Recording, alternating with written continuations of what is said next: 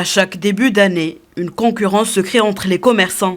Des vitrines plus tentantes que d'autres, grâce aux affiches de promotion collées dessus. Des offres dépendant de la qualité et des marques des produits. Suite aux soldes, l'interactivité des clients est au rendez-vous.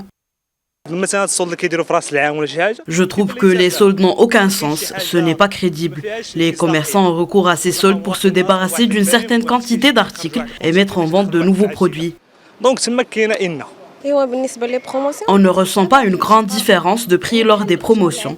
Les prix restent presque les mêmes au cours de l'année et à la fin de l'année. La différence est minime. Les soldes sont une technique commerciale dont le but est de pousser les clients à acheter leurs produits à des prix moins chers. Elles sont également une occasion pour les commerçants afin de vider leur stock et mettre en avant de nouveaux produits. Les soldes de premier niveau sont reconnus mondialement. Concrètement, c'est ce qui reste des produits en hiver ou en été. Pour les autres types de soldes, nous baissons les prix selon le nombre d'articles restants. Pour les commerçants qui leur restent beaucoup d'articles, la baisse des prix peut atteindre 40 à 50%. Ceux qui ne leur restent pas grand-chose baissent les prix de 15 à 20%.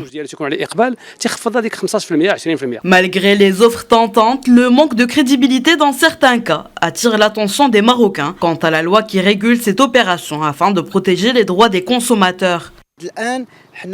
Nous espérons jusqu'à présent la sortie d'une loi qui protège le consommateur et le commerçant et qui traite les durées des soldes parce qu'elles ont lieu 2 fois par an et ne doivent pas durer tout au long de l'année. L'absence de loi régulatrice soulève des questions sur la mesure selon laquelle les droits des consommateurs sont protégés contre la fraude qui peut être pratiquée par certains commerçants. Vérifier la sincérité des offres reste un enjeu important dans le monde du shopping.